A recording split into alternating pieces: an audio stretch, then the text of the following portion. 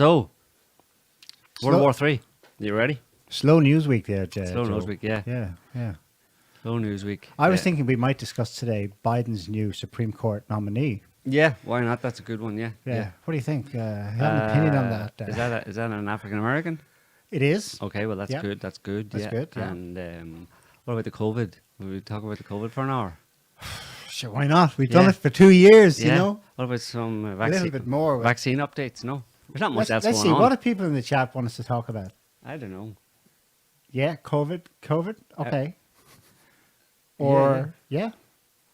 Yeah, they want COVID apparently. No, obviously we're joking. It's what we'll be talking about today and maybe for a while will be the fog of war. That phrase, the fog of war, very applicable right now. Although it's more like a pea soup of war, especially in the current media atmosphere or the way in which the global media works these days. It's never been worse in terms of trying to figure out or understand what's actually going on. This is very much a good guys versus bad guys as far as the media is concerned. It's oversimplified and in this case ridiculously oversimplified narrative about we in the West are good and Russians are evil.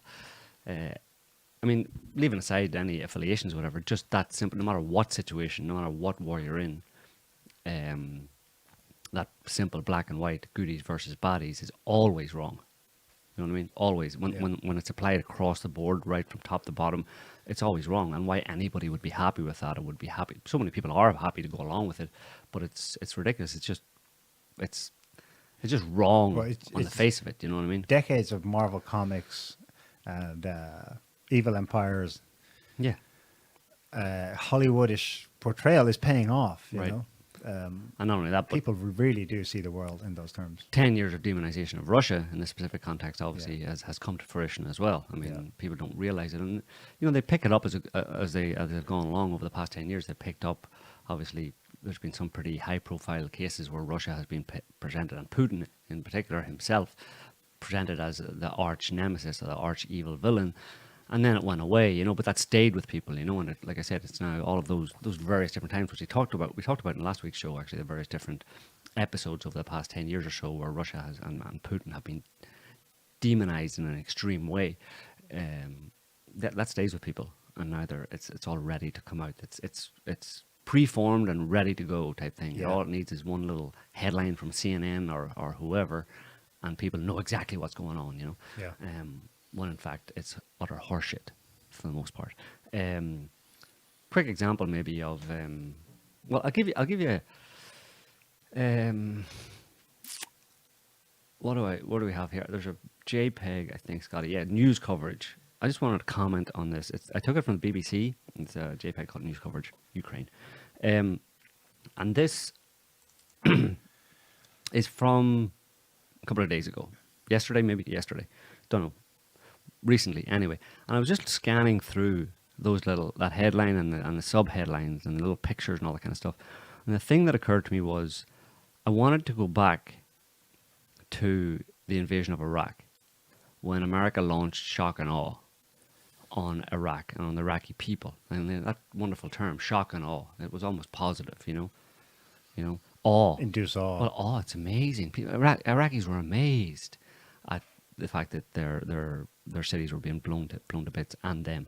But anyway, so what I wanted to do was I wanted to be in a different reality, for example, or jump back in time 17 years, 18 years to the invasion of Iraq when they launched it, and see, this is from the BBC, this page, or from CNN or from any other Western media outlet, and I wanted to change all those headlines to, to that time, for example, and see a page on the BBC or CNN or wherever talking in the immediate, at the time of the Iraq invasion, the attack on Iraq in 2003, and I wanted to see, instead of Zelensky, Saddam. Well, down on the left there, I wanted to see, is America's invasion going as expected? About Iraq, right? Right. I wanted to see Saddam's defiant response to invasion in 100 seconds. I wanted to see, in pictures, Baghdad under attack. I wanted to see tracking America's invasion in maps. I wanted to see fleeing Baghdad or Iraq under cover of darkness. I wanted to see missiles hitting Baghdad as fight for capital looms. And I wanted to see powerful pictures of Iraqis' lives turned upside down by war. And many, many others. That's just a small example. But I didn't see that at the time. There was none of that at the time. And yet people in Iraq and Baghdad were experiencing much worse than the people of Ukraine are experiencing right now. But there was no such sympathy or concern or kind of anger or questioning of the validity of the US attack on Iraq or anywhere else it's attacked since then. That's never happened. So it's all about who you're attacking, right? There's the good war and the bad war. The good war was destroying Iraq and in the end killing 1.5 million people over the course of 10 years. That's the good war. The bad war is when Russia does something, whatever it does, doesn't matter if it's invading Ukraine and invading anywhere or attacking anywhere, that's bad. And all of the people being attacked have to be sympathized with, and Russia, the attacker or the invader, has to be demonized. But it's not, so, I mean, it sounds like a simple point, obviously, yeah. Well, there are people, it's our army, it's our government, so we're going to support it. But it's just an example of the extreme bias and complete lack of integrity in terms of, from the media, that presents itself as an objective, giving an objective viewpoint, or here's what's actually going on. They're not. They're giving a massively biased and massively slanted version of events.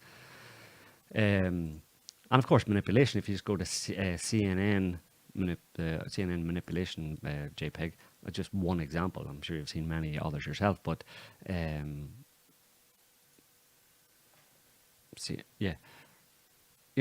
is from CNN. 3 kids. They'll kill us all. Ukrainian children talk to CNN as Russian forces get closer to their town.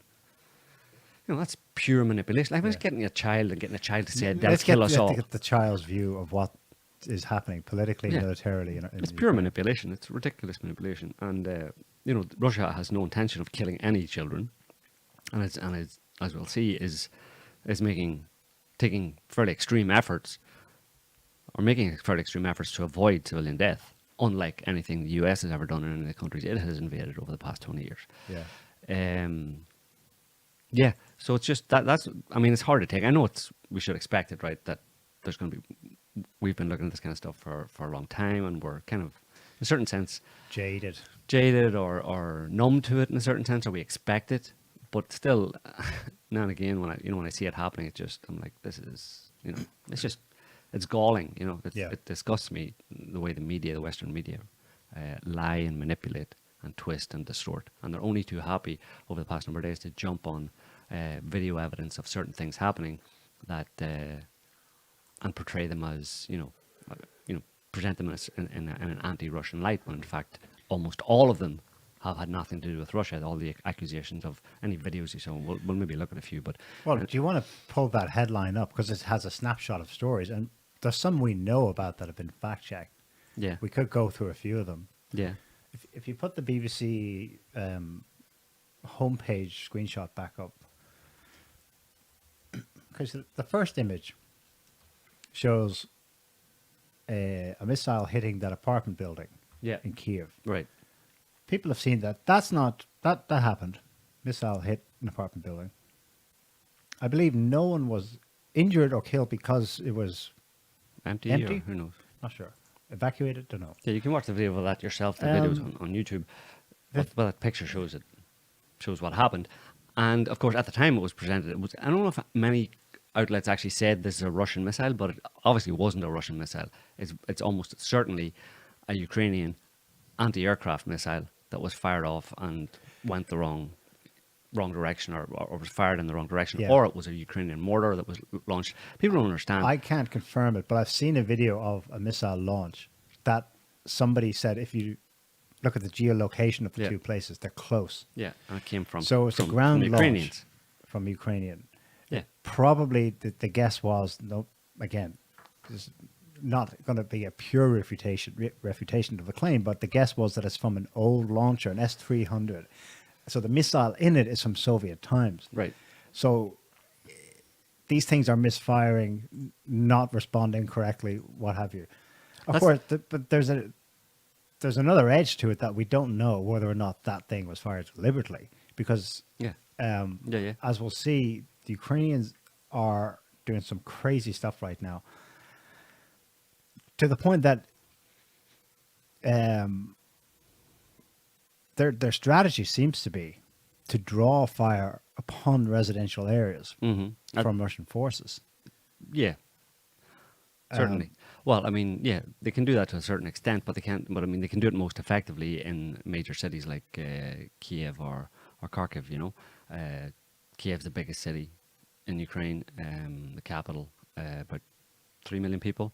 Kharkiv is about half that, about 1.5 million people north, east of Kiev. But a lot of the other towns and cities are smaller, and there's been very little resistance. You've probably seen a lot of videos of people filming Russian troops entering into their towns, basically. And the interesting thing about that is, according to the narrative, those people should be shooting at those Russian troops, no? Why are they just filming and then closing the window and going about their business? There's no evidence of these people with cameras. You'd think if they're supposedly the entire Ukrainian nation is united against this Russian invasion, and they're all taking up arms against the Russian aggressor.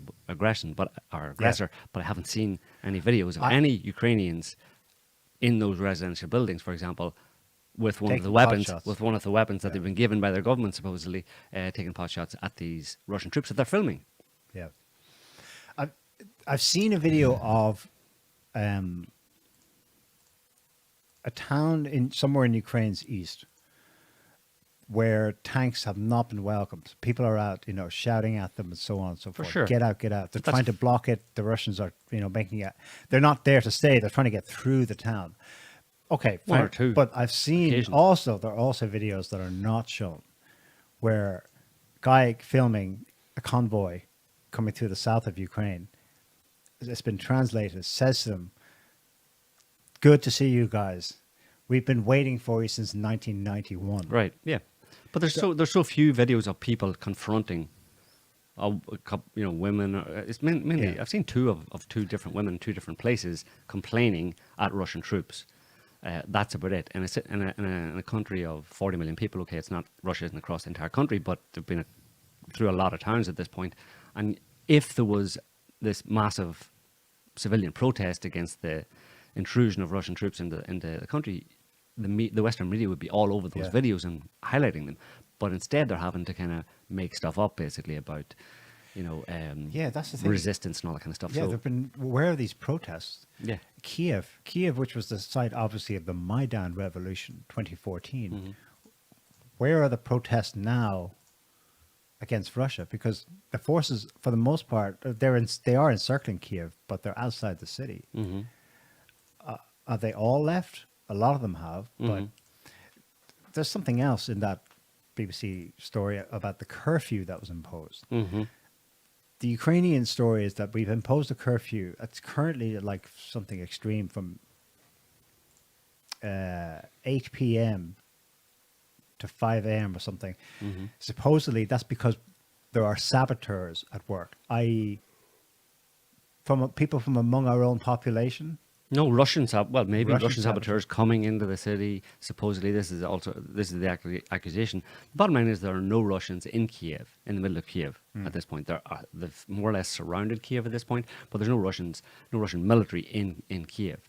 But of course, there's mass paranoia is being encouraged by the government in order to try and put the population on a war footing, and even to keep them in the city by claiming that, there are Russians everywhere around you. Be careful. Stay inside. And they've even said Klitschko, the boxer, who was part of the Maidan coup in 2014, who's now the mayor of Kiev, has said that he imposed a curfew, and he said that anybody who's out after 8 o'clock at night, or maybe it's 5 o'clock. I think it was 5 to 8 in the morning. Yeah. Anybody who's out after 5 o'clock in the evening will be assumed to be an enemy combatant, assumed to be a Russian, and will be shot. I've seen a video of someone being shot on the streets in Kiev. It's Well, definitely Kiev. I'm just not sure exactly who, but it does look like two Ukrainians against a civilian. And an on the saboteur thing, let's just throw up the Times article there, Scotty, and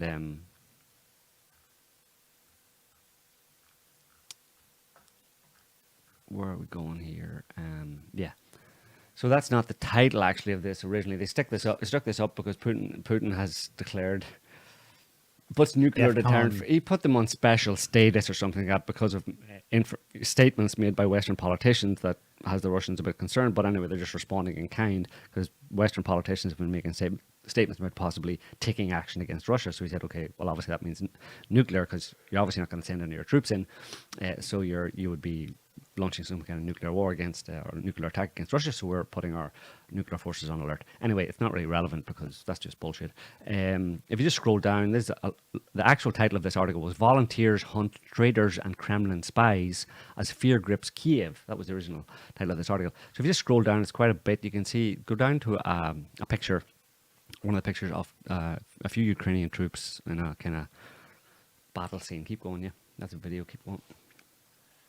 Down, down, down, down, down, down, down, down, down, of course, emotional pictures of little girls, not that one. Okay, so the title under that is Ukrainian troops look for unexploded munitions after a fight with Russian raiders near the capital on Saturday.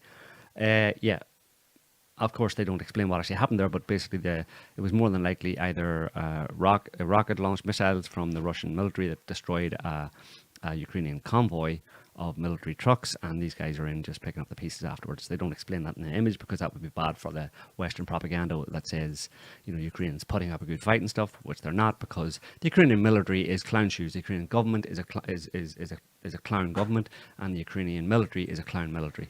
Bottom line. So anyway, if you just the text below, so this is about, like I said, the title was "Volunteers Hunt Traitors and Kremlin Spies as Fear Grips Kiev." So if you just scroll down, yeah, a little bit, among civilians and fighters alike, the dread of infiltrators was palpable. There's saboteurs around here. They're dressed like you. They're dressed like me, said the policeman by the cathedral. We're looking for them. We found some this morning. In blocks of flats, residents climbed onto roofs to check for suspicious markings after a warning that Russian saboteurs were picking buildings to strike. In WhatsApp groups and Telegram channels, locals sent messages from strangers locals sent messages about strangers asking in Russian for simple directions to landmarks anyone from Kiev would know. Suspicion and paranoia built by the hour, spiralling away from all logic and control. I've heard they're everywhere, said one woman with rose-pink hair. They come and talk to you and ask you simple things. Then they try to attack you. Or they dress like normal people and go around in the city looking for targets. And of course, officials said the alarm was justified, claiming that Russian troops dressed as Ukrainian soldiers had seized 2 cars and driven into the centre of the city. It's all nonsense. It's all complete fabrication, and they're hystericizing the population. But the interesting thing about that comment and the way that the Times here is portraying this is that, the point was locals sent messages about strangers asking in Russian for simple directions that they should know about. They come and talk to you in Russian. Okay, go to the Wikipedia page.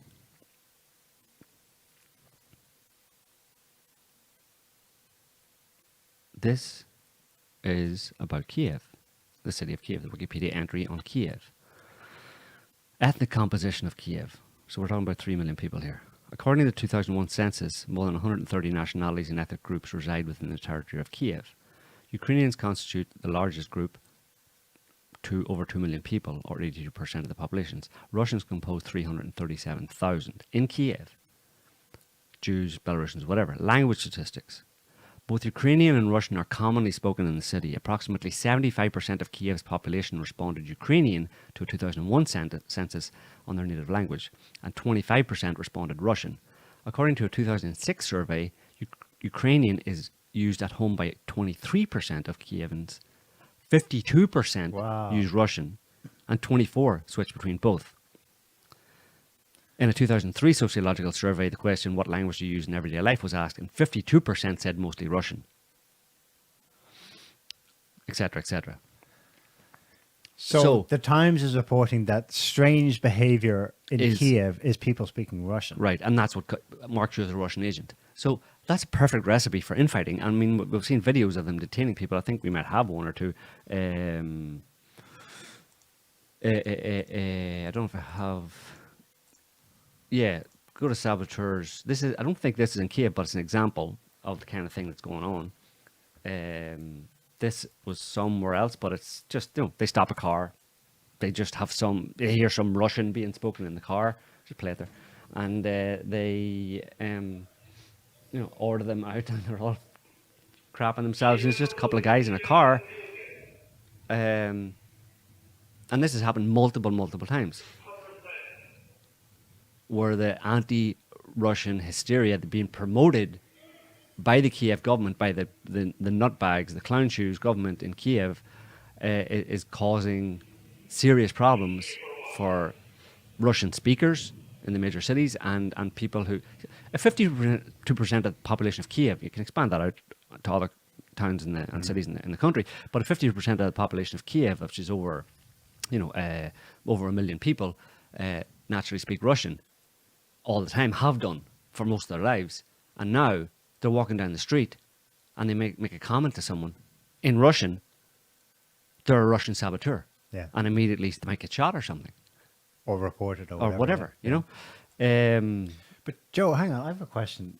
I've been reading, diligently reading Western newspapers all week. Good job. And they're telling me that Russia is losing bigly in Ukraine, that they've had dozens of fighter jets shot down, hundreds of tanks have been captured or destroyed, hundreds of Russian soldiers have been captured by the Ukrainians. They're putting up a stiff resistance, and so far they've slaughtered, I believe, 5,000 Russian soldiers. Don't you know that Russia is losing this war? Absolutely, yeah, for sure.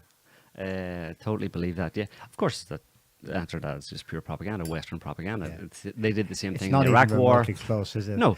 Well, here's an example. Everybody heard about Snake Island, which is off Crimea, a small island off Crimea, which is kind of like a customs base, whatever, that was part of Ukraine's island off the coast of Crimea, basically. And everybody heard that you may have heard the transcript of the Russian Navy ship ordering them to, surrender. And they said, "Oh yeah," and then they replied, "Fuck you, Russian ship." Yeah. And then the Russians slaughtered all of them. Yeah, just play Snake, because it's called Snake Island. This is, I suppose, the reality behind that little piece of propaganda. Just play it there. This is some of those 13. In fact, there were 82. Kiev had no idea. Again, clown shoes military, clown shoes government has no idea how many people were actually on that island. They claimed there were 13. Somebody just in some department of propaganda, such as it is in Ukraine and Kiev, decided to make that story up entirely. It's probably Langley. Or maybe Langley as well, yeah. I've since seen an interview with one of those Ukrainian who was stationed there, who were killed by the Russians, and he said, "No, well, I'm still here." Hi, he was asked, "So, the Kiev government has announced that they have buried you and given you the Hero of Ukraine, yeah, you're a hero of posthumously medal, but you have to be dead to get it." And he said, "No, hi, I'm still here." Yeah. So apparently there were 82 of them, and they just went, "Okay, we'll surrender." Yeah, but that went fucking viral. Went viral, and there was like so many Americans. It was real. Yeah, that's died on his feet. True American spirit. Yeah, fighting the evil Russians. Yeah, God bless him. I hope you. Blah blah blah blah blah. And I'm like, geez, these people are. I just have no words for the ignorance of so many people in Western countries about how willingly they suck up bullshit and how they don't question, you know what I mean? And I'm seeing on Twitter as well, a lot of people who got a clue about the whole COVID business are immediately falling for this and reposting bullshit from Western media, provable lies and I mean, people already said, "Well, not do it again." People already have seen the video of a Ukrainian, it's actually a Strela 10. It's a short-range missile launcher. It's basically kind of like a tank, except I think it's on wheels. It's not. It has no track, so it's not a tank. That was moving through. What city was it? Kiev. It was part of Kiev. This is a couple of days ago, long before the Russians were even that close to Kiev, and this was presented as it basically is a video of somebody took it from the apartment building of this truck driving up the street. Drives over a car. swerves across the road to do it deliberately. Drives over a car, and then you see the video afterwards, the guy being extracted from the car, Yeah. an older guy who apparently survived. He kind of just lay down and he survived. But and this was immediately went viral as Russian tank runs over a car in Kiev with passenger. When in fact there were no Russians in Kiev. There's no reason at all. Well, first of all, you'd never have a lone Russian short-range missile launcher on wheels driving on its own through the middle of Kiev when all the rest of the Russian military are miles away. Secondly, there's no reason for a Russian short-range missile launcher to be in Kiev because Kiev has no air force because it's been destroyed, whatever it was. So they're not going to be shooting down any aircraft because Kiev doesn't have any. Right. So this was clearly drunk Ukrainian clown shoe soldier decided to go for a joyride in the middle of Kiev in a piece of equipment and rolled over a tank. And it was actually associated with another situation right before it. At the same time as happening, there's a truck, like a flatbed truck comes kind of barreling up the road, and a bunch of people in an apartment building start shooting at it, or a guy on the ground actually starts shooting at it. Again, it was an example of friendly fire, and we should make the point that most of the action, pretty much all of the action that's been happening so far in Kiev has been people shooting at Kievans or members of the Ukrainian military shooting against other groups who have all been given weapons. They're basically shooting at each other. I think that's been confirmed in one instance, but the general remark that's been made from CNN journalists who've been in Kiev the last 4 days, at night they're like, I can hear gunfire all over the place, and you do hear it. Who's that gunfire between? So far, it seems to be between people in Kiev who were handed out. It's not just like they handed them to anyone. 18,000 rifles were handed out. What you see, just play the video, including prison people. They've done that today. They've let prisoners out of jail and given them weapons. Smart move. Yeah. Why are they in prison in the first place? And you let them out and give them weapons to fight who? Who are they going to fight? Anyway, play the Kiev fighting each other. This is kind of like an example of several videos that you see that have been taken of people in Kiev from their apartment buildings, just showing, go ahead and play it, showing the sound of gunfire, and I think in this one there's tracer or bullets, you can see kind of tracer bullets, and of course it's presented as, oh, that must be the Ukrainians fighting the Russians. No, that's people in Kiev, including the Ukrainian military, fighting each other. Because they have no idea what's going on. They've handed out weapons to pretty much anybody who wanted them, including criminals, let out of prison. And the shots are going in all directions. And that's the result, right there. And the Russians are all well outside the city going, whenever you feel like stop shooting each other, we'll carry on, So it's a joke. There's multiple videos of Kiev at night, from different vantage points, showing that kind of thing. It's like the last days of a regime. It's kind of typical. I suppose what you'd expect, Yeah. But only if you understand the nature of this regime. Right. Well, the first tranche of BS that kind of laid the groundwork for all the BS that's followed since was day one. Right. Where I think when everyone, including probably the Pentagon, got over the shock of what just happened, basically Russia did a form of shock and awe. They blitzed, they claim, about 100 different sites in Ukraine, north, south, east, and west. Military targets, and just up. They didn't completely do it now. They didn't get every airplane. We know that because they've since updated and say that the Russian MOD has said they took out 28 aircraft that were grounded, and since then an additional 8 that were flying. But people didn't understand that what happened was they immediately put a shield over Ukraine. Ukraine had no air defense about an hour and a half into the launch of operations. Yep.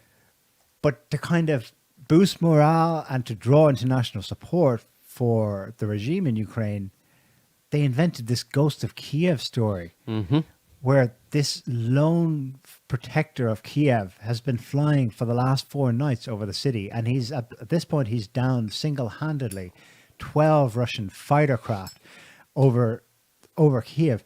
It's like, are you people serious? And the videos that are cited for this have now provably footage from video games. Well, immediately, if not footage, they're created for that purpose, if you know what I mean. The footage In from some video games, basically, instances, people have matched it. Yeah. In fact, the game creator of one of the games said, Yeah. "That's ours." Yeah, exactly. And our stuff should not be used for this. Right. So, yeah, for spreading propaganda, spreading lies and propaganda. But they want to spread lies and propaganda. Is the point? You know what I mean? There's no on the West, on the side of the West, the more propaganda and lies, the better. That's all they've got, basically, is to try and bolster morale, failing morale that there really wasn't much morale to begin with to oppose any kind of this Russian invasion of Ukraine. There was very little morale to do it amongst the overall population and even amongst the Ukrainian military, which, like I said, was a shambles. And Yeah. has been a shambles I for a know. long time. Another example, just put up the CNN BS.jpg, Scotty. This is one example of more bullshit from the Western media who just jump on anything because it serves their anti-Russian agenda. This guy was in CNN Ukraine, but we're sad to announce that the first American casualty, of course now to try and bring it home, right? Oh, Americans are being killed in Ukraine. Maybe we should get the Marines sent in there or something. Has taken place. The thoughts and prayers of the family of activist Bernie Gores, who passed away this morning after a mine planted by Russian-backed separatists exploded. Except this guy was on CNN Afghanistan more than a year ago, saying that he died as a result in Kabul as a result of some kind Except of conflict. I've seen an update about it since. He wasn't even dead in Kabul. Put this one up, Scotty. His real name is Geordie Jordan, otherwise known as Wings of Redemption. He is a YouTube gamer who is often a point of ridicule and trolling. It is not a reporter. Right. It's a troll. Right. It's an old troll that Right. was rehashed. But it's an example of the media doing no due diligence whatsoever on any of the stories and just jumping straight. Anything that looks like it could be used, it can be used to present Russia in a bad light and big up Ukraine. They go with it and then they don't even retract it. They just carry on because things are moving fast, People have been bombarded with nonsense and bullshit about this whole thing, and it's just sad to see, Not least from Zelensky himself. Absolutely. The guy tweets yesterday his thanks to the government of Turkey for closing the Straits of the Bosphorus to Russian warships, forcing the Turkish government to respond and say, actually, no decision has been made on that yet. Doesn't matter. His tweet is retweeted 8 million times. Right. Yeah, it's all lies. Most of it is lies, which is the case with war. That's why we started, fog of war. The bullshit of war, basically, and especially in the modern era when anybody can, throw anything up there. And especially when you've got a Western media that is so, I mean, they're deep yellow. They're freaking, they're scurrilous, Yeah. no integrity, no decency, no allegiance whatsoever to any kind of truth other than the truth that they and their masters, basically, in their ideological masters want them to promote, and people are reliant on this to get an objective view of what's going on. Yeah. And of course, if you put up the Guardian article there, just as a headline, talking about Zelensky, Ukraine appeals for foreign volunteers to join the fight against Russia. The international brigades. Yes, Viva la Quinta Brigada. President Zelensky issues calls to arms to foreign nationals in battle against Russian war criminals.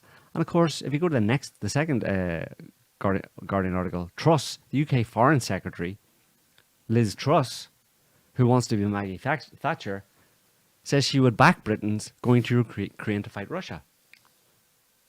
So this wouldn't be, this is now, I don't know what this is. I mean, didn't they used to try and stop people going to war zones to fight? Wasn't that a big problem? Well, this has got to get people, well, it won't, but I'm immediately reminded of the 40 to 50,000 Western European Muslims who somehow ended up in Syria. 4,000 Swedes, about 8,000 Brits, 2,000 Belgians, 6,000 French, and so on. It makes you wonder, they didn't just fly under the radar and get there. Nope. No, they were helped there. And Right. there is evidence, actually, of Western intelligence assistance For sure, in yeah. getting them recruited It's a and good- out there. It's a good way to get rid of some of your undesirables as well, no? That's why the state might send them off there. Right, and then, of course, the Brits, was happy for them to stay there and rot in jails after the fact. But that's telling. It's the kind of thing that's kind of a bit more of the mask has come off this week. Absolutely. Between this statement from Liz Truss, which is, the height of irresponsibility. We expressly encourage people to go and basically help the Ukrainian regime, which is dead in the water. You're going on a suicidal mission, but Right. you're going on a vital mission that protects our interests in terms of the PR value we can create Right. from having as bloody as possible. Having some UK citizens, conflict. for example, killed Right. in Ukraine. Putin killed my son. Yeah, Putin killed my babies. Liz Truss says something else that I have to comment on in her statement when she was asked about this. That's just this morning. She said, well, people can make their own decisions. This just speaks to the irresponsibility, not just of the Ukrainian regime, but of Western governments. Like, for 2 years, they'll tell you that things like, well, freedom's a racist word. Freedom's a far right. We look after your interests. But in other contexts, they'll tell you, well, it's the right of the individual to choose, isn't it? They have no integrity whatsoever. This is They're liars. psychopathy. It's complete irresponsibility. They're going to send Britons into... Harm's way, yep. It's cannon fodder. Yep, and they don't care. I just want to rag in the media some more. Go to the Twitter, the Twitter links there, Scotty. This is CBS News. In Context Media is the Twitter channel. This is one of three. I just want to play for you just so you get an idea of the mindset of the people in the West in general. Let's say it could be representative of the West in general, but particularly in the media and therefore in the government as well. Just play that. Now with the Russians marching in, it's changed the calculus entirely. Tens of thousands of people have tried to flee the city. There will be many more. People are hiding out in bomb shelters. But this isn't a place, with all due respect, like Iraq or Afghanistan, that has seen conflict raging for decades. This is a relatively civilized, relatively European, I have to choose those words carefully too, city where you wouldn't Too late, expect that dude. or hope that it's going to happen. So it's partly human nature, but they are not in denial. So, yeah, he just exposed the fact that, well, these are white people and they're civilized. Not unlike those Iraqis. So he's kind of implying that don't be making any comparisons here with like Iraq when we invaded and bombed Iraq, because the Iraqis are subhuman, They're sand N-word.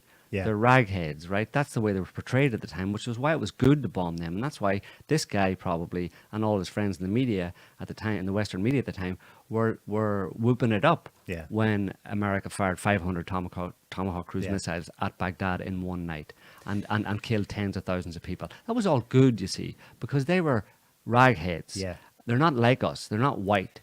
But in this situation in Ukraine, it's very different. And he's trying to be careful with his words, but he's already got And chuckles. He's already got two fucking. 'Cause he knows. He's already got two fucking feet in his mouth. Yeah. For anybody with any sense, that this guy is basically uttering racist statements. Yeah. That make it clear that he doesn't care when America kills people a little bit further east in the Middle East. But it's a problem as far as he's concerned when Russia attacks any Ukrainian. Yeah. And despite the fact that Russia is doing everything it can to avoid civilian casualties and has done and they keep on talking about how Russia's invasion plans aren't going, as smoothly as they would like. That's because they're being very careful not to blow the shit out of the place. Yeah. And they're only attacking military installations and engaging with the Ukrainian army, such as it is, even though it's a bunch of clown shoes. They still do have some capability, and they're dealing with that. Go to the next one, because this is repeated again. Here we have the BBC. And this is some dude, I don't even know where he's from, but BBC on Twitter. The next one, sorry, ASB News. Yeah, just play that. Me, I'm sorry. It's very emotional for me because I see European people with blue eyes and blonde hair being killed, children being killed every day with Putin's missiles and his helicopters and his rockets. And so, of course, I understand and respect the emotion. What you are outlining there is this tension between longer-term efforts to apply pressure to Vladimir Putin, such as financial sanctions. What he wasn't and the very outlining immediate that there. military That's threat not what he was that we're outlining. experiencing. Just pause it there. That's not what he was outlining. He wasn't outlining. He was outlining the fact that it was very emotional and he's very angry because children, blonde and blue-haired-eyed people are being killed, and that's why it's emotional. You know, and I love the way he interjects. No. The official line is, well, what's been bugging the shit out of me for last month is that war is coming to Europe. Yeah. European war, the worst European war since 1945. Europe. I'm like, hang on a second. So now Russia and Ukraine is Europe. Russia wasn't never Europe before, much less Ukraine. Yep. I don't remember it ever being the worst war since 1945 in Yugoslavia.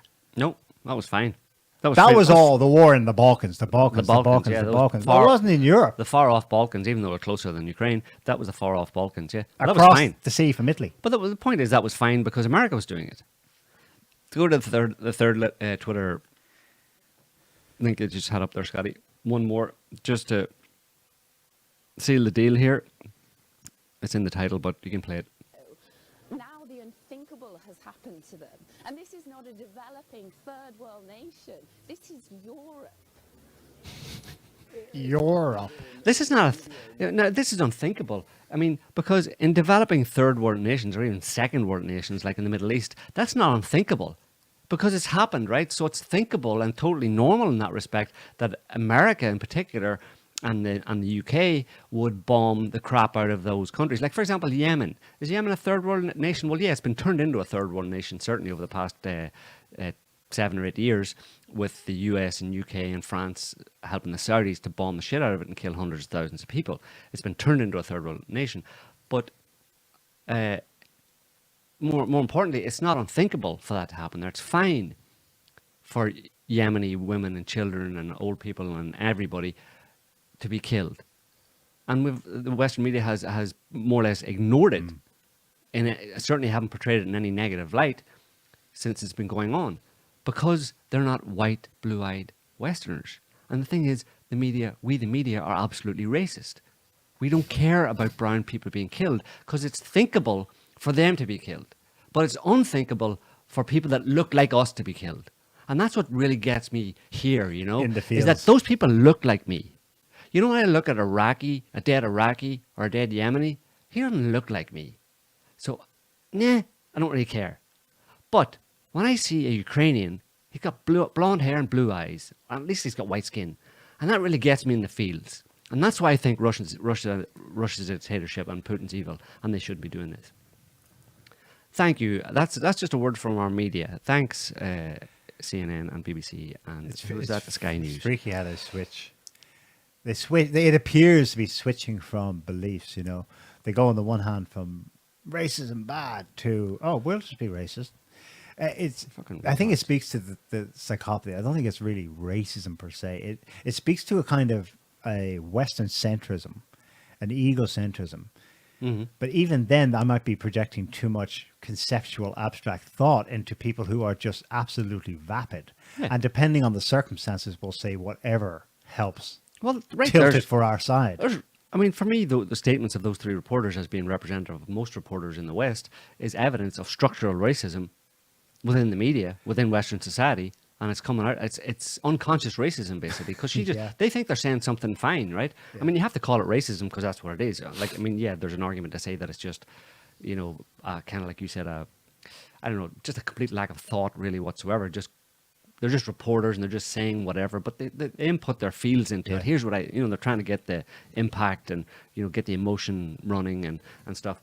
But they're exposing the fact, the truth of the matter that we've known for very long, which is that when America invades other countries, especially countries with kind of not white-skinned people, it's fine. And the media doesn't care.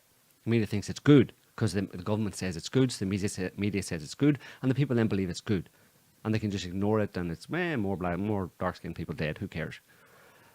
But white people, no. So what do you call that when someone expresses that sentiment?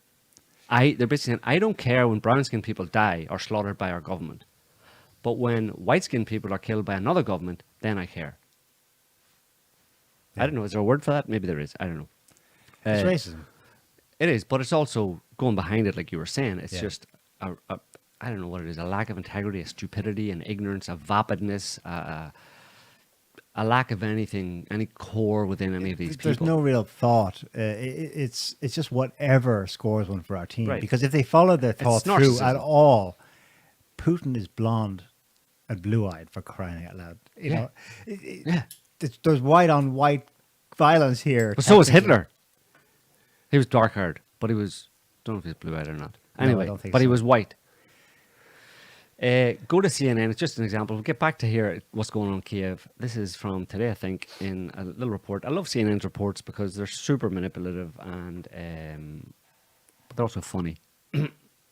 So this is in Kiev: Molotov cocktails and personal arms. See how Ukrainians are fighting back. Let's see how they are. Takes a little while to play.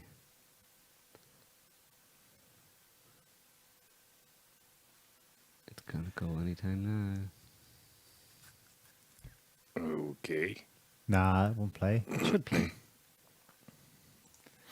Jesus, If it's all their CNN. auto plays, normally it's playing all the time, but it doesn't play when you need it. But yeah, that It's- move, arm everyone I'm with sure it's Molotov playing for me right cocktails, now. again, more gross irresponsibility. Hang on. Just jump it forward a little bit. See if you can kickstart it. Because it's kind of funny. It just gives you an idea of who's defending Ukraine, you know, or defending Kiev, you know.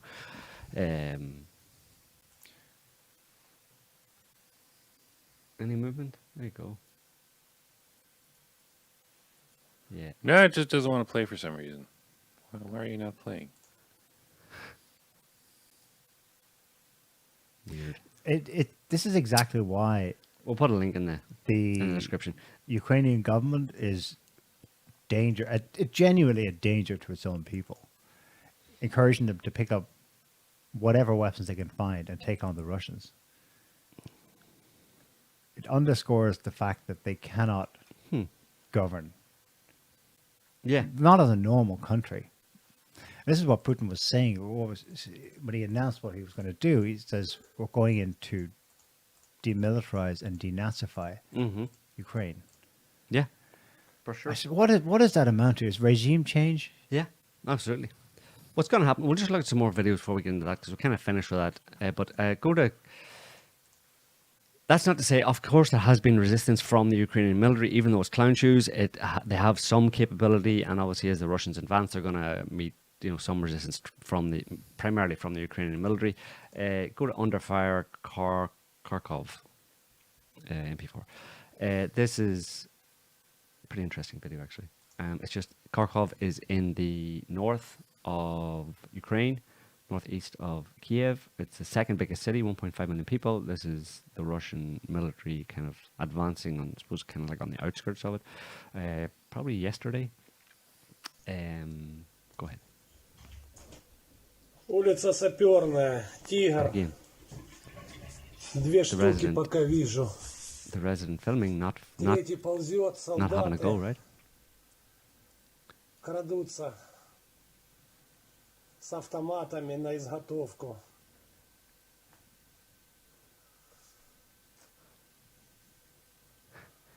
Три, Some четвертый Yankees take a pot КамАЗ. shot from behind. Right about now. Ебать! С тяжелого стреляют в сторону домов. С гранатомета сейчас ебет. Пиздец, у нас стреляют. Ебать! And one of them fired a RPG. So they were attacked. Do you understand what was happening there? Yeah, they were going through the town. They were attacked from From behind. yeah. force. Ukrainian military from behind, yeah. That's an example of the kind of contact they're having. Not very significant.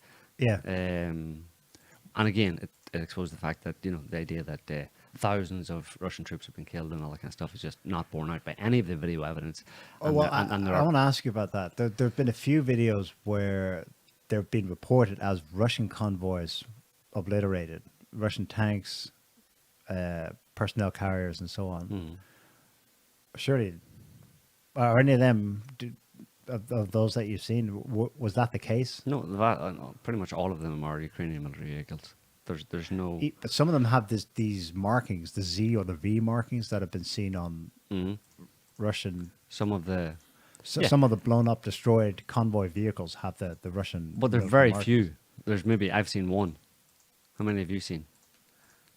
A couple. Yeah. Two. Two. Yeah, it's going to happen where they're going to take some losses, you know.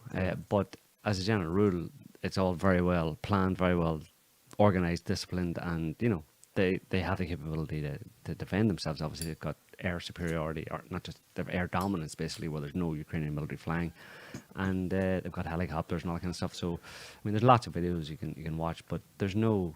I haven't seen any videos of any.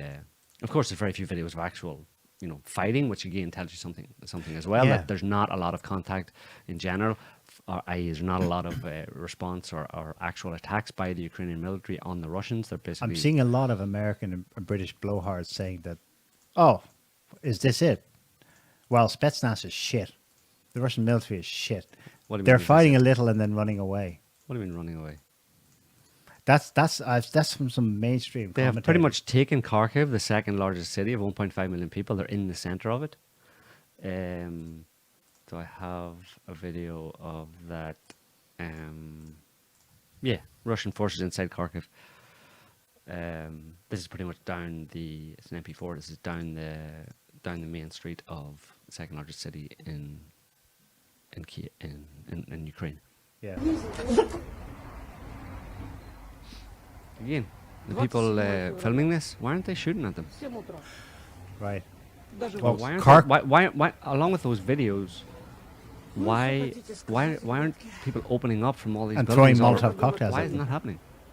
It's the second largest city, and there's many videos like this of that show Russian forces in the middle of Kharkiv. Kharkiv basically has been taken. Will probably be declared maybe later today or tomorrow.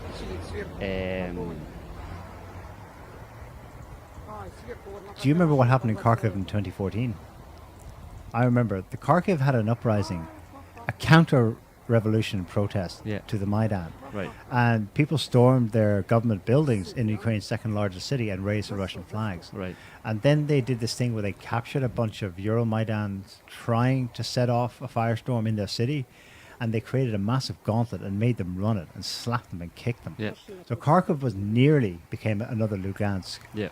and Donetsk in 2014. People So don't it's probably a understand that. very pro-Russian area. Of course, and there's a lot of areas like that in Ukraine, Yeah. and the Western media will not tell you that. The Western media tell you exactly the opposite. Yeah. You can stop that. The Western media tell you the opposite, which is that Ukraine is united in resisting Russian aggression, which is complete and utter horseshit. Yeah.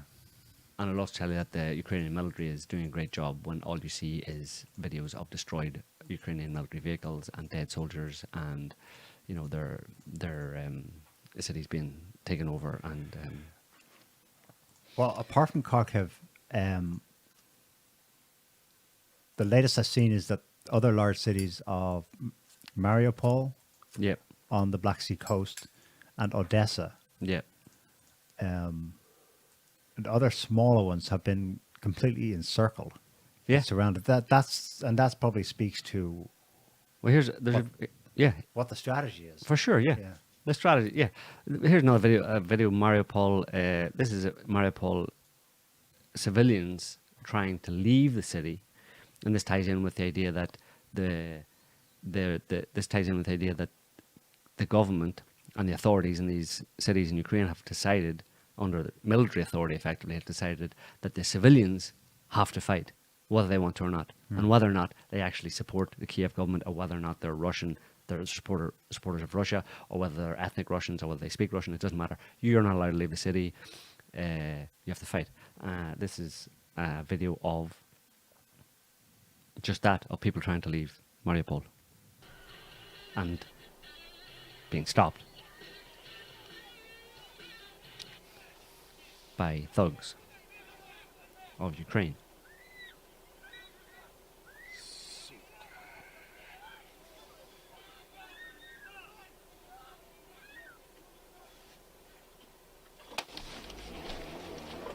Guy back in the car decides to get the hell out of there, and he's shot at. Crazy. And then go to the next one. This is Kherson, which is again in the south, in the general area of not far from Sorry, this is Kherson in the south. Again, people trying to leave Kherson, and this is what happens. Slightly longer.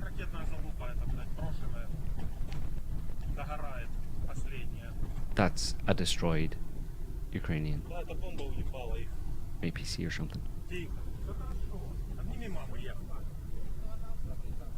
And up ahead, you'll see here the red truck,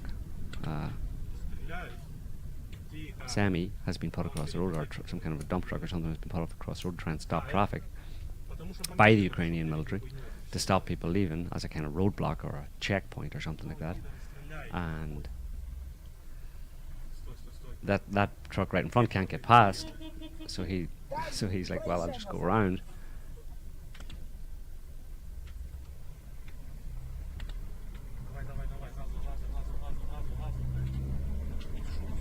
And when he tries to go around, you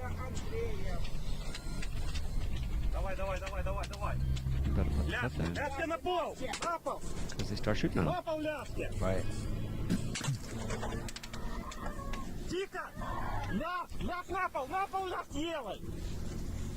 And they think they're going to get... They think that's how they're going to curry favor with the population, get the population on side. Yeah. A bunch of thugs. And Russia and Putin are doing precisely the right thing with Ukraine, which is to denazify it or de-thugify the whole place and demilitarize it, because they're not responsible people. They're ridiculous, they're idiots, they're extremists, they're, wildly anti-Russian, pathologically anti-Russian, when they have a country of 40 million people, probably at least half of which are in some way or other pro-Russian and speak Russian. Yeah. And they want to turn them all against Russia. Yeah. Weaponize them against Russia, in league with NATO, in league with the US. The place needs to be cleansed of that type of person. And so that is what is being attempted And that here. by that type of person, I mean the people in power who are doing that, who have destroyed the country and have gross negligence towards the population and towards the country itself because of their extremist, anti-Russian, beyond any reason and with no cause whatsoever viewpoint. So, does this mean that Hunter Biden will no longer be getting checks from Ukraine? Yes, definitely. What about Nancy Pelosi's son? He has business interests there too. Mm-hmm. Let's go to Karkov locals police. Scotty, this is an example of one of the videos you're talking about where you have locals kind of... when you say locals, one local woman, these are Russian tanks, just play it there. These are Russian tanks in Karkov, which again is the second largest city. This woman, I don't know what she's saying. She doesn't seem to be, she's maybe complaining a little bit, going, what are you doing here? Why don't you go home? Whatever. That's the police, that's local police in the blue. They're doing nothing. There's no interference whatsoever from them, and this is just them on the, I think it was probably yesterday, on the outskirts of Karkov. Yeah. And, so in these videos I see of that are being used, and the only ones available, and if there were more, you'd think they'd be promoted, they'd be doing the rounds. Right, yeah. But I've seen two videos, and in both of them, it was two women, singular women, complaining. Karens. Well, whatever, complaining about Russian soldiers. That's it. Yeah. Out of 40 million people, there were two women. Of course, there's different sentiments. We're not saying that's all Yeah, there is. I take that back. That was a derogatory thing to say, Karens. They're definitely, it's a scary time. Shit, people are hiding in basements and they don't know where the fire is coming from and who's doing it. And if this does get out of hand and extend, of course, more and more people in Ukraine will just see it as straight up occupation. Yeah. Another big thing. I just want to say something about the people hiding in basements. That I've heard from an American in Kiev who made a vlog about a situation there. He says, well, here I am. I'm here. I'm a businessman. I live here. The internet's still up, so I'm able to send this vlog to you. The Russians haven't taken down communications. Right. Secondly, the toilets are still working. Right. They haven't bombed the sewer system. Mm-hmm. Thirdly, the water, etc. We still have power and all that. So he's like, this isn't shock and awe as you remember it. But he also specifically, at the point that's related here, he specifically said that, there's a lot of people hiding in basements. What's going on is the Ukrainian regime has conscripted every male between the ages of 18 and 60 to fight. and they're going around looking for them, Yeah. and people are hiding. Hiding from their own government. That's what's going the on. The women and the older men are hiding them Yeah. in basements Right. from Yuki nut jobs. For sure. That's what's happening, hiding from their own government. And that this is the government the West supports. And a significant number of the population are effectively hiding from them because they're going to be forced into becoming cannon fodder. Get out there and fight those Russians. But I speak Russian and I'm ethnic Russian. I don't care. Get out there or I'll shoot you. Well, they'll never say that in their defense So because they'll be shot in the spot. Kind Exactly, of thing, yeah. You know, it's really insane how much they hate Russians there. yeah, the government, yeah. But The Kiev the government gang. and a portion of the population is Right, some of them, yeah. Big thing was Crimea in 2014 when Russia incorporated Crimea through a popular vote, and Crimea became a part of the Russian Federation after the US backed coup in 2014. The population of Crimea voted to become part of the Russian Federation, and in response, Kiev cut off a water supply and a canal, the primary water supply to Crimea that was coming from Ukraine proper. And since then, Crimea has had serious water problems. Put up the video, Crimea Dam. This is just live example. That's the canal. As you can see, it's kind of dried up there. It was already it was blocked. There was a bridge, and there was more of a dam. They basically dammed the canal. That's heading south towards Crimea. They dammed it. There was an initial, I think probably the Ukrainians blew up the bridge to try and stop a Russian advance, whatever, stupidly. But the water is now flowing back to Crimea as a result of this, as you'll see in a minute. Go ahead.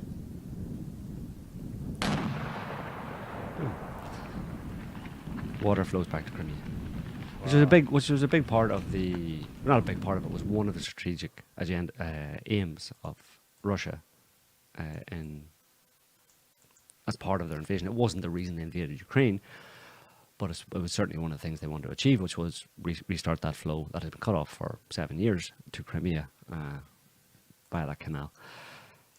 Yeah. So, and the last video I have is Yuki tanks. Just getting back to what we're talking about, what's going to happen, what's happening right now. The Russian forces are pretty much outside of the center or outside of Kiev, city of 3 million people. A lot of Kievans have tried to, a bunch of them have tried to leave and flee on trains and stuff, but most of them are still there, obviously. And I think most of them aren't that concerned, I suppose. They're obviously, a bit nervous about the whole situation, but they have no reason at this point, given what they have understood, if they've been able to see what's actually happened, that the Russians are therefore kind of like wiping out the population or anything like that. They haven't been attacking any civilian infrastructure whatsoever. They've been very careful to avoid civilian casualties. Their whole point, as Putin said, and they're true to this point, which is the denazification of the authorities in Ukraine and the demilitarization of the country, i.e. to render the Ukrainian military ineffective. And then, of course, in any invasion like this, they want to take the capital, right? Because that's a very symbolic part of it. And it's also where the parliament is and where all of the gang is. The 2014 US-backed coup gang, anti-Russian gang, support puppet regime, basically. They're all in Kiev. And they want to either, take care of them one way. They've talked about war crimes tribunals for what they did in Donbass over the past 7 years. And in Odessa. And Odessa in 2014 at the time of the coup, where they basically burned people alive. So obviously Kiev is the goal.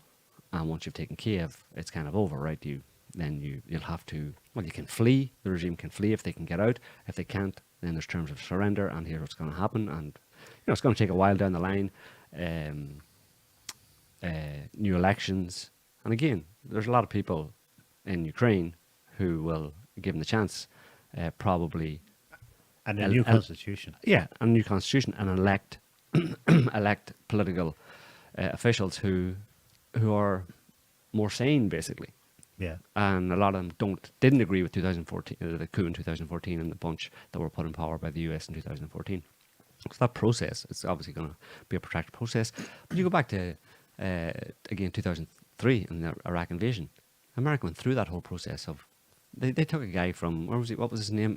Chalabi, yeah, from living it up in the UK for decades beforehand, an expat of Iraq, they bring him in and stick him in as the prime minister, right? I mean, there's a template for this, you know what I mean? But it's been done by the US in a very crass and undemocratic way. Well, Russia can certainly do better. There's a key difference. Yeah. What? The key difference is, and the Americans they're watching this thing going, I don't understand. Why don't they just bomb the place and then just take over? That's what we would do. Yeah. But they're not going to level. The American way is to level everything. Water supply, sewage, power stations. Yeah. Well, the first thing Then they did just roll in yeah, and mop up. But that's what America did. They bombed the first it's night so of shock and short-sighted awe. because- They destroyed power plants Right. But and, it and means water that purification places. eternally thereafter, the population Hates you, of course. Russia is not going to want to create an eternal. It's trying to avoid this situation. That's the point of Yeah. doing this. Ukraine is gradually, inexorably moving to a point where there's just an eternal state of conflict and hatred between two brother nations. Whatever Putin phrases it as, Yeah. it is an actual economic and cultural fact. Yeah. No matter your viewpoint on that. Yeah. So he's not going to come in and level the place. He's going to be as circumspect careful. as possible. And that's going to be a problem for the actual military operation. It's going to take longer because you have to be more careful. You have to avoid civilian casualties, and you put your own soldiers at risk by taking that kind of careful approach. You know what I mean? Where you're very careful about who you're shooting at and who you're Yeah. firing. You leave yourself exposed. America never does that. America does shock and awe, blows the shit out of civilians, military alike. It doesn't matter. Destroy the power plants, destroy the water purification places. Because their problem. America always saw that the problem in Iraq was when you can destroy the Iraqi military in 2003 pretty easily, right? And what they call it, the convoy of death, I think they call it, where there was this long. Was that line. 91? Maybe that was 91, but they Yeah. did similar things in 2003. And there was the Iraqi army was fleeing. Right. Yes, and they exactly. obliterated it in Yeah. one go, yeah. But they realised that the civilian population then is a problem. Because if the civilian population don't like you and you have no intention of trying to curry favour with them, and as a result of the way you attack the entire country and killing civilians, you're going to give rise to an insurgency or popular revolt against your presence. America didn't care about that from the get-go.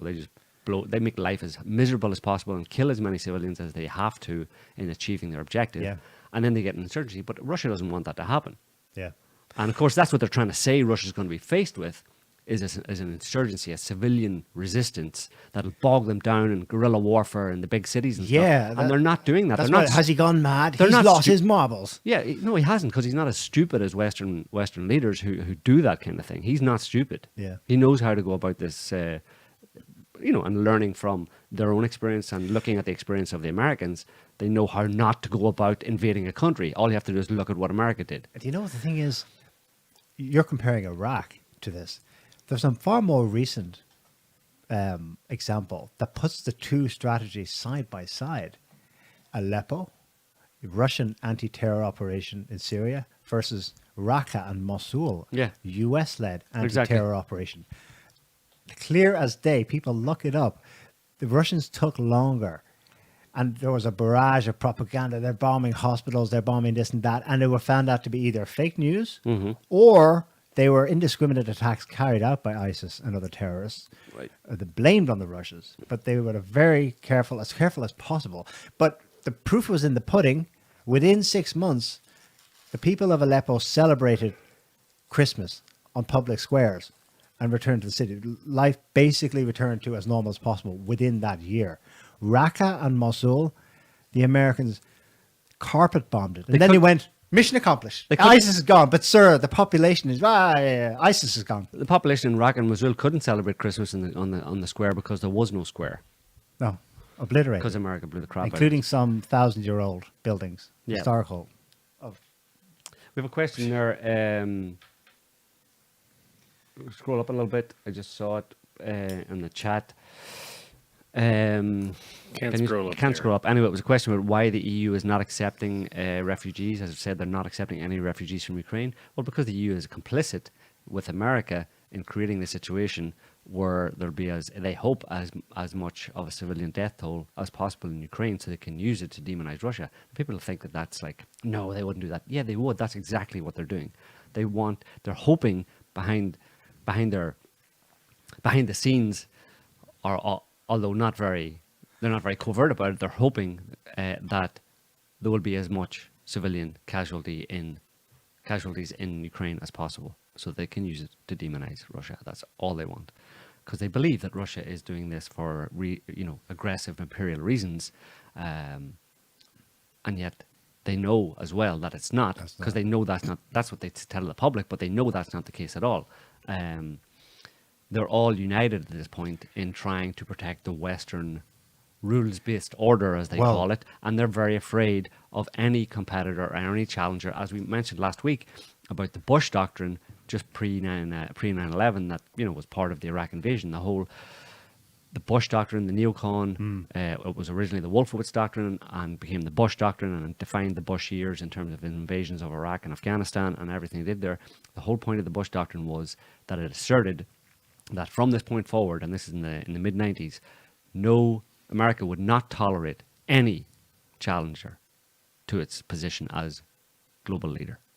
Anybody who looks like they might be, through natural means, be a competitor in any sphere, in any significant sphere to America, must be dealt with decisively. Now, that's been America's policy for the past 20 plus years, and Russia is, along with China, is that challenger. And Europe is signed on to that because they're all living high on the hog with their Western rules-based order and American hegemony, and America, the leader of the free world, with all of its little European lapdogs in tow behind. And they see a change in that global order towards a more balanced global order, a justified balance in the global order, because you look at China and Russia and the amount of resources and population they have, they should be up there at the top table. And they're not willing to share space at the top table. And anything they can do to demonize Russia, they can do very little, nothing really militarily to do anything about Russia. So the only thing they've got is smear campaigns and black propaganda. And in service to that, they're happy to sacrifice Ukrainian civilians to smear and demonize Russia in that propaganda war. And it's a powerful thing, the propaganda war, because look what it's achieved so far. Yeah. I believe them. I believe Washington, London, Brussels primarily, when they justify any cynical move or statement in the cause of what you just said, defending the Western rules-based, well, they will say the international rules-based order, because this will change the rules-based order. If this works, going forward, this will be the standard.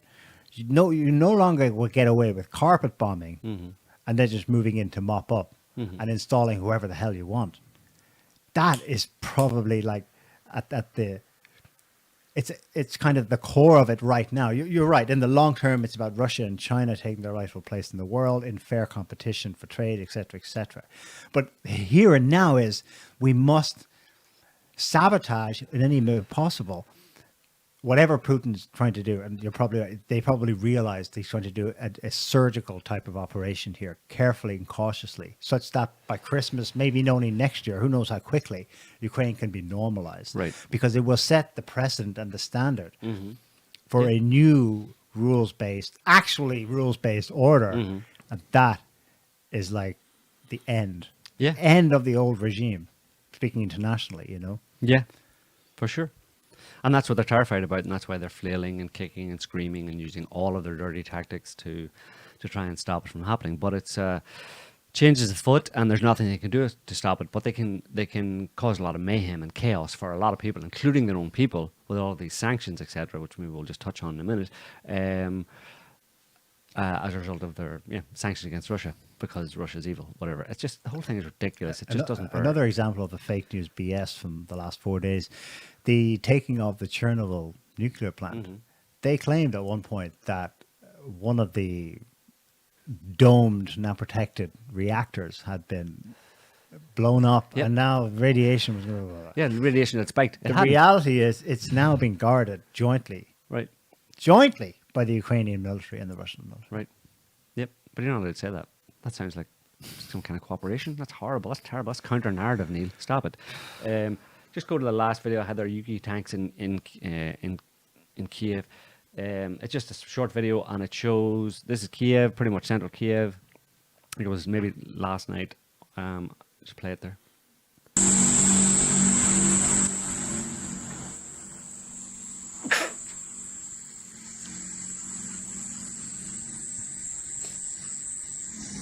just a bunch of Ukrainian military equipment being pushed into the middle of Kiev, densely populated, civilian populated area. Our assessment of the situation is that they're doing that deliberately to protect themselves amongst the civilian population, so we can use the term Human shields. But they're down to, that's what they're down to. When you're doing that, you're pretty desperate, right? Yeah. Although the Kiev types would do it as a matter of course anyway, right? But I've seen video of that in Mariupol. They specifically stationed howitzers between two primary schools. that was in Donbass, in Luhansk. Luhansk, okay. No. Well, there's was one with 3 howitzers in a kind of Yeah. in a schoolyard, but there's another video of them with taking in Mariupol, taking refuge in a school kind of ground, you know.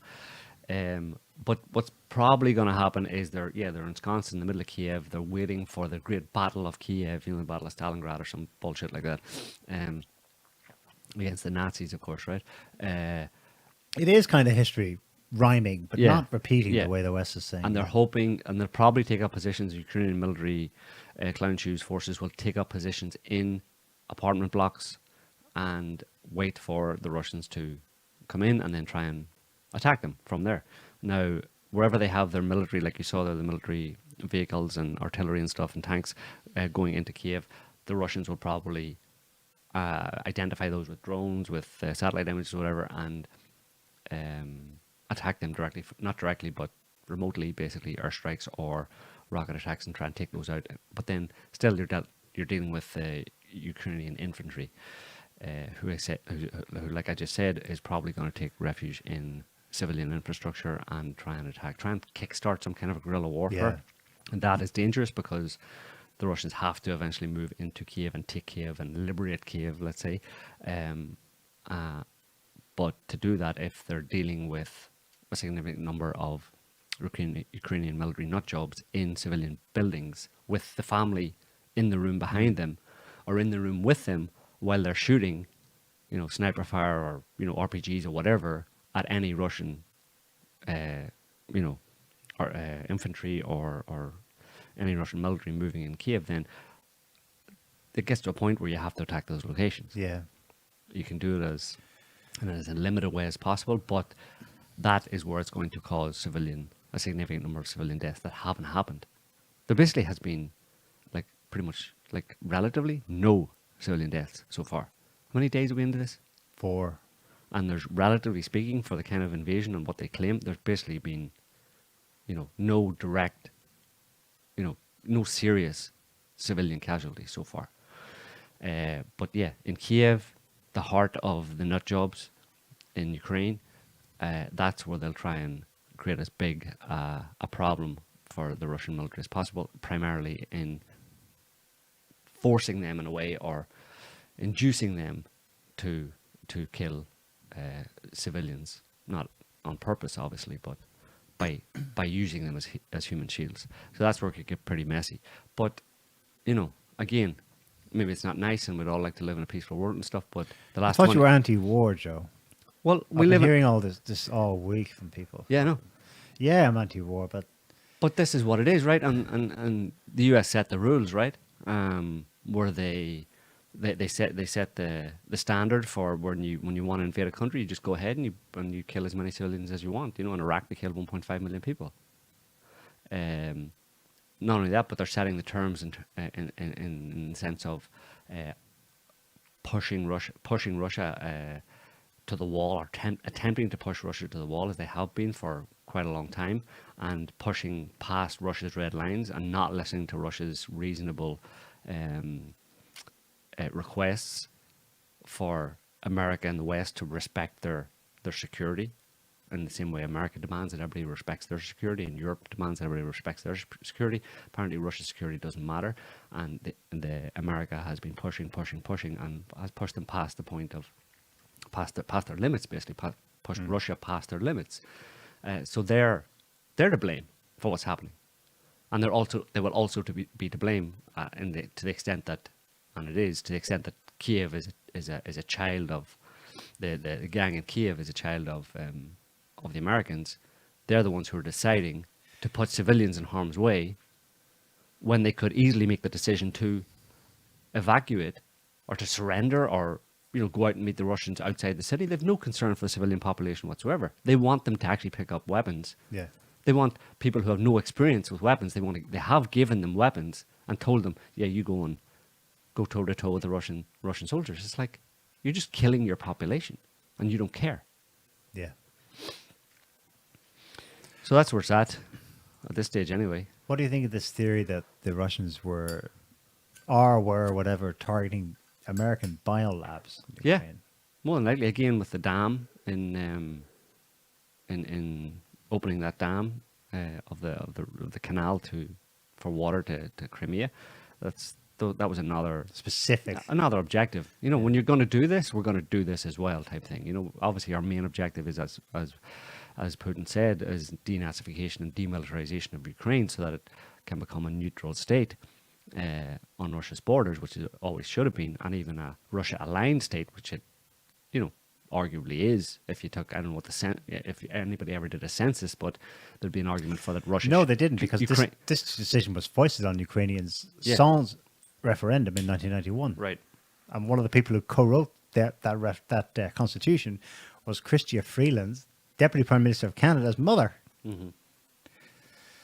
There are generational ties here that are the depth of it. The CIA and the Ukraine go back to Richard Galen. Actually, he was the guy that Alan Dulles tapped up. He was the head of Nazi counter espionage in Eastern Europe.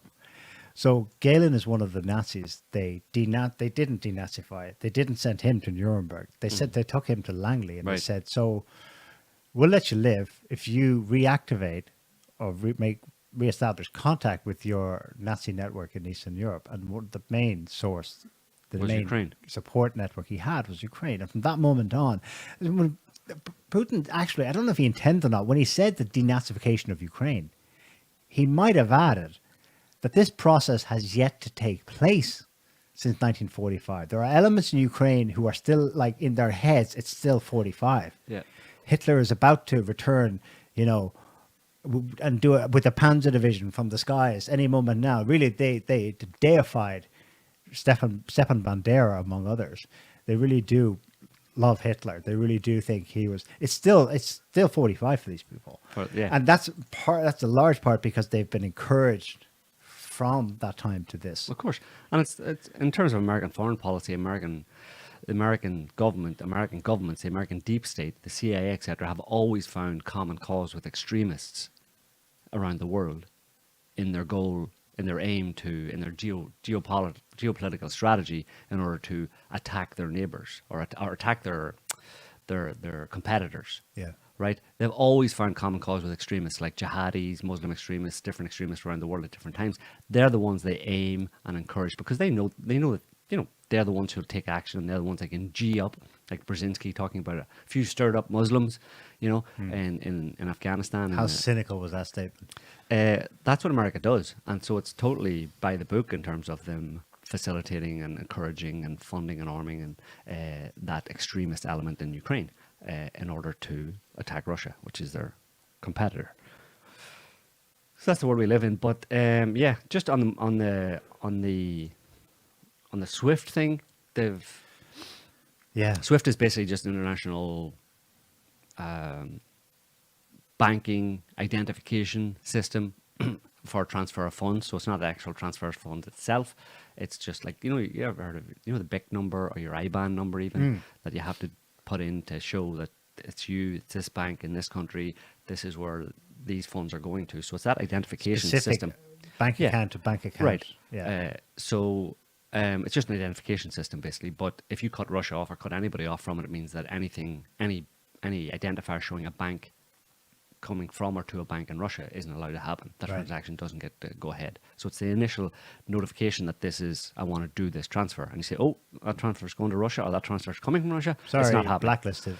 So they've done it so far with a few banks, but not across the board in terms of all of Russian transfers of cash, in terms of payment, giving payment for goods received and receiving payment for goods exported. They haven't done that across the board, and obviously they're not going to do it for gas or oil transactions because Europe would quickly freeze prices would skyrocket, and the Western populations would not be very happy with their own governments very quickly. But so they've done it in a limited way so far, but it doesn't mean that they won't go further, because that's the level of hysteria in Western politics right now. RT is back up again. It's been up and down all week long. This is non-stop cyber attacks against Russia, of course. Speaking of which, Hillary Clinton, she couldn't help herself. She was interviewed on CNN or something. She said, I think we need to launch massive cyber attacks all over Russia, targeting their water supply, all their civilian infrastructure, just like we did during the Arab Spring.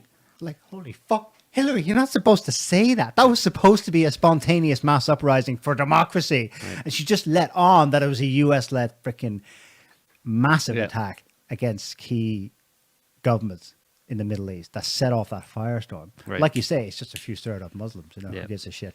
But so RT's back. So the Bank of Russia, so their central bank, has responded to.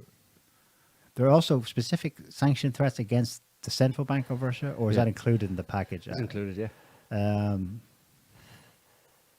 The previous to SWIFT was they're not allowed to raise funds in international markets. They're trying to cut Russia off from basically, financial transactions in terms of, because there's two different things. One thing is what Russia produces and what it exports in terms of tangible goods, including oil and gas and any other goods, and also what it buys in, right? But separate from that is how governments and different institutions within countries finance themselves, like buying shares basically, or selling government bonds and that kind of stuff. You're not selling anything tangible, but you're trying to buy things and sell things at an investment angle. So they've tried to they're basically saying that they're cutting Russia off from that kind of an international investment sphere. That doesn't include, like I said, actual import and export of tangible goods. It's investment, right? It's investment banking rather than the exchange of actual goods, And they won't go near gas or oil yet anyway, because for the reasons I just gave, because Europe is so dependent on Russian oil and gas, and also the effect it would have on the gas, the price of gas and oil in the world if you cut off. Well, it's already up 60-70% this week. Yeah. But you're suggesting that's got a long way to go. And there's also going to be hits already on like export, like I think between Russia and Ukraine, they account for 25% of exports of wheat, global production of wheat. And Ukraine obviously is taking a hit in that respect now, because there's not a lot of maybe farming going on right now. There might not be if this continues on for long into the spring when you'll be sowing crops and stuff. So there's going to be a lag, obviously, because you have storage and all that kind of stuff from previous years. But this will have effects going forward towards the rest of this year and into next year in terms of the price of goods. Because once you talk about wheat, or between the two of them as well, 80% of the world's supply of sunflower oil. And you think, well, I don't drink much sunflower oil, but sunflower oil goes into an awful lot of products. It's a key product in processed foods. Right. So you're going to see that as well if they hit those kind of exports by Russia. And if Russia can always. Have they announced any counter sanctions? Because they have some key sectors. They've been circumspect about it, and they said it won't necessarily be. Yeah, exactly. Fertilizer. I think earlier, before this even started, Russia said that it was stopping exports of ammonium nitrate. I think it's like the world's largest exporter of ammonium nitrate, which is turned into fertilizer basically for farming. So again, you might have serious problems with crop growing because you can't get the fertilizer to make the crops grow, right? Yeah, so it helps them survive adverse weather, not just increase yield. Right, exactly. So if your weather's a bit cliffy this year, for sure, yeah.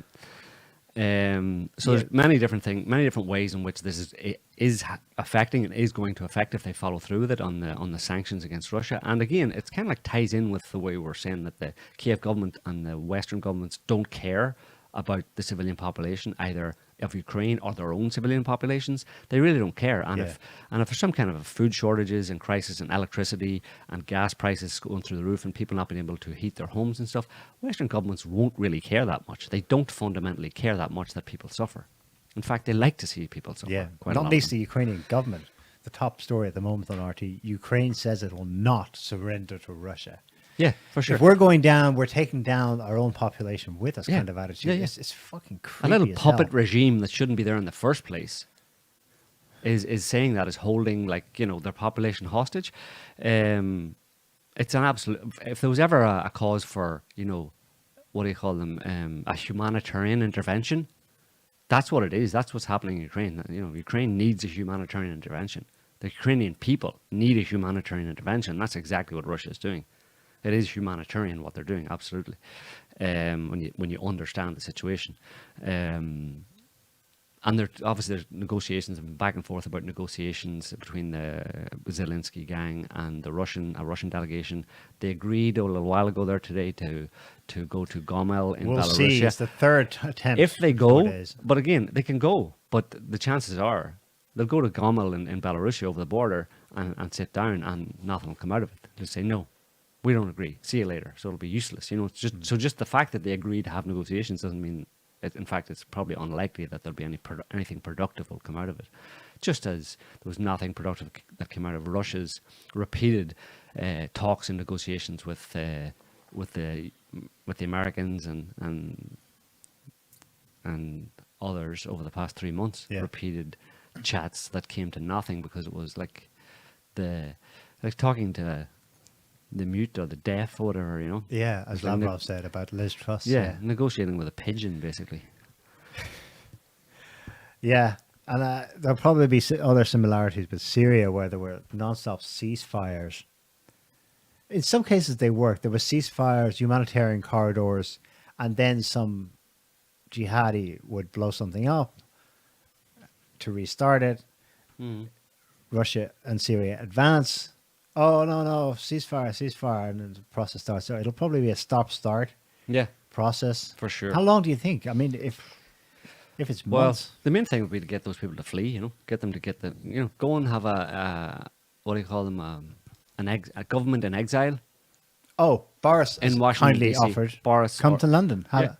We will Absolutely. You Well, know, it would be fitting, you know, because it would kind of like be like the Poles had a government in exile.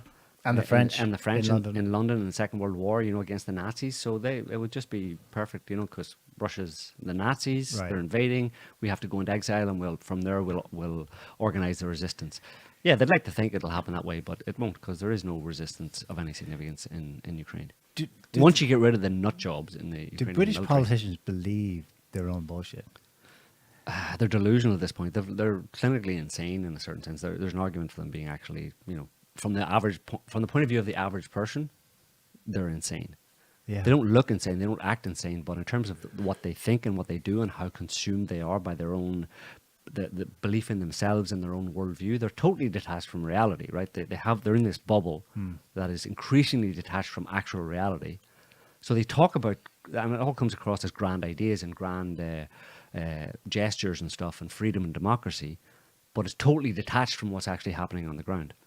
So it doesn't sound like they're insane. They're not gibbering idiots. But it just sounds like these lofty, highfalutin words that present them as, you know, the keepers of the international order and freedom and democracy and stuff. And it's like, but dude, we're all starving here. Can you stop talking about freedom and democracy and transgender rights or something? That kind of thing, you know what I mean? So they're insane in the sense that they're totally detached. What they say isn't insane, except that it's insane when compared to what's actually happening on the ground. You know what I mean?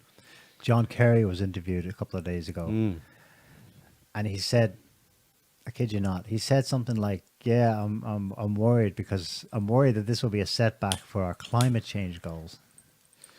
Like, you know, John, Russia's like a DEFCON 4 here. Yeah. Presumably in the background, the DC is too. Can you focus? But he's thinking of something else. He's worried about, obviously. Yeah. I don't know if Putin intends it, but this could derail a lot of the bigwigs' plans. Yeah. In terms of resources, obviously attention, political attention, and decision making, and so on, but also resources and yeah, you know what I mean. Like the climate change thing could be. Never mind the COVID thing. What happened to that? It's gone. COVID went away. And it's gone. And it's gone. Yeah. I wonder now. In hindsight, now I was like, "Oh, Putin, don't be going full COVID, please." You know, it has to be talked down from Yeah. throwing him in there with the globalists and he's one of them. They're all listening to you. Yeah. But now, in hindsight, I mean, the man is 20 years brought. In the job. Well, he alone didn't bring it all to this point. There's a dynamic, of course, between East and West, but he had something in mind clearly. I'm not saying he planned it to the T, what's happening now, but he was a yes man to COVID. As a kind of, yeah, I'm with you. Oh, climate change, yeah, sure. Yeah. Okay, now we act. Now we're going to go invade Ukraine. Let's get back to the important stuff. The stuff that is, you know, necessary for our survival, basically. Yeah. So that's where we're at, basically. So there's more to come, obviously. But is there any other? Did you notice any questions there? I just called out one, but is there any other pertinent questions in the chat, Scotty? Not that I noticed, That's because you're not noticing. but I haven't been looking at it because they've been coming fast and furious. Fast and Furious. Can you scroll up, even though we can't see it on the screen? Yeah, that's what I'm doing now. Okay. Or we can say if anyone has any questions, Yeah. write Yeah. them now so, you know, Scotty can shout them out to us. You notice there was a major uptake in Israeli airstrikes in Syria, forcing a statement. Well, forcing. The Russians responded with a statement. Obviously, they're a little busy right now elsewhere, but There we go. they said to Israel, to their faces, listen, you're never going to get the Golan Heights. Yeah. That's something to watch out for, because Israel's involved. Like, I know Russia and Israel look like buddies at the biggest level, but Israel is a key player in what took place in Ukraine then and now. For sure, there were rumors of, or was confirmed, there were Mossad activity in 2014 involved with the Azov battalion. First question was, where'd it About- go? Nukes, right? A list of Yeah, countries. heightened nuclear threat? Question mark. Yeah, probably not. I mean, I know Putin put them on alert today or whatever, but that's not going to happen. Nuclear war isn't going to happen for obvious reasons. I mean, we can just explain it by mad, basically. They're not that stupid. They're mad, but they're not that mad. They know they can't win any nuclear war, so no, and both sides do so, and they know it would cause, well, the end of the world. So they're not that crazy, right? They're all about control, domination, having their jollies, but not going that far. So that's not going to happen. Do you have a list of countries officially supporting Russia? Yeah, actually, well, you can go and look at the Wikipedia page for the list of countries officially supporting Russia. Just go to Ukraine-Russia war, and you can see the belligerents on the right-hand side. There's a pretty good list. Sanction. What about on China? Is China officially? Oh or well, China. unofficially? Yeah, obviously China's fully supportive of Russia and all this. And that's another thing we can say is that there's a decent chance of sometime in the near future Taiwan, even though it's a lot smaller than Ukraine, and it would take a lot. A lot of people lot. are predicting that. It would be very short, but that would happen, and that would give the US something else to scream about. Yeah. And CNN to go and ask children what they thought about it. China has not officially recognized Donetsk and Luhansk, but their statements since then have been supportive, where everyone else is like, oh my God, this is beyond the pale. China is definitely taking a more diplomatic approach. Yeah. Well, there's something else specific that happened. It emerged that Joe Biden had a call with someone in Beijing, shared some intelligence about Russian troop movements, and it's since emerged, hoping that China would, go and talk to Moscow, do something for us, help us with this Russian madman, will you? Apparently, the Chinese actually shared whatever intel it was with Moscow. Yeah. Well, of course, they're partners. They're allies. They're more than allies. But it's of course to us. But imagine how did they not know that would happen in Washington? Did they Yeah. Did I they don't still wishfully think that we can drive a wedge between these Maybe, two? maybe. They haven't got much left to work with, the other thing was the the most recent one was, think there will be some sort of false flag of any sort, and then someone somewhere answered 100%. yeah. Which is pretty pretty on the ball. Probably, but the thing about it is, since it was revealed that false flags are just par for the course these days by the Pentagon spokesperson there a couple of weeks ago, that we talked about, false flags are just that's things that happen. They're not. They don't have that impact anymore. You know. No, they don't. Not And just things because are of that, moving but- too fast. Yeah. There'll be what? Say they tried something. Like by evening, there's been massive developments, Yeah. and it's swallowed up. Yeah. So It's- in a sense, the entire UK/CIA side is just one big false flag. Yeah. Their statements, their claims, Yeah. it's all fake. Yeah. It's substantially fake, most of it. And false flags in the middle of a war don't get much recognition. You don't get much bang for your buck. You know what I mean? If you do something like, what, Yeah. what are you going to blow up? The point of blow those- up a power station or something? Well, The whatever. point of those is to justify the action you want to take. Well, the US has no physical actions Right, exactly, it can yeah. take in Ukraine Well, it anymore. can demonize Russia more. They might, blow No, up. I mean in Ukraine. Yeah, but blow up. It can, but they can demonize Russia by further, as if it means anything at this point. The don't stuff care they've said. anymore. They can blow up a hospital or something, maybe, or they can get Of the course, UKs to they blow up a could. They still hospital, have reach in Ukraine. that kind of yeah, stuff. I'm sure. Well, under the, Via the UKs, UKs, yeah, they're under direction by Langley. But yeah, Did you see the news from Germany? Germany, this is taking me back as well. We're taking all of us back. 1945. Germany is to rearm. yeah, $100 billion euro investment in this military. yeah. It's good for the defense contractors, no? This whole thing, war is great. War's a racket for the defense contractors. Like, look at all their share prices through the roof. My response to that is it's about time, because that is more. I think the Germans are being coy here. That's more than about defending Europe from Russia. That's about finally getting Breaking free from the US. Americans and the British out of. But when Germany rearms, shouldn't they be invaded? Shouldn't by other European countries? Isn't that the way it went in the past? When Germany starts to build up militarily, you start to get concerned, and then That's only when they go full Hitler. well, you never know those Germans, dark horses. Did it before. Oh, No, because Russia yeah. is their daddy. now. Russia's the Hitler now. Yeah, Russia's the No, I Nazis. mean Russia is Russia, in the propaganda. Russia's Hitler, but of course, what all of this is really showing us is that Russia is now the arbiter, the decider. Yeah. Yeah, so that's where it's at, folks. We'll have to, obviously, it's a developing situation. We'll have to see where it goes or whether any of our predictions pan out. But we think that's a fairly good assessment of where we're at, where we've been, and where it probably will go. I think, anyway. But then I would think that. But like I said, we'll just have to wait and see. But it's in process, and, hopefully civilian casualties can be minimized, although I wouldn't trust Kiev to help that at all. Quite the opposite. But ultimately, it's good. Ultimately, it's the process of a rebalancing of a very imbalanced world order that has caused untold suffering and loss of life over the past 20 years, and before that as well. But certainly over the past 20 years, it's been a real, a really bad show because of that significant imbalance in global power in the world, and this is part of a rebalancing of that global power, and it's ultimately only a good thing. And of course, there's some suffering along the way in any readjustment, but it's necessary, because otherwise the alternative is not good.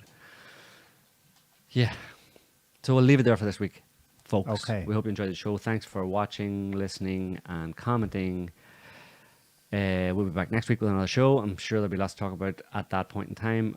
Smash all the like buttons, and have a good morning, evening, afternoon, whatever it is where you are, and see you later. Thanks for watching. See you next week. Can't stop the signal now.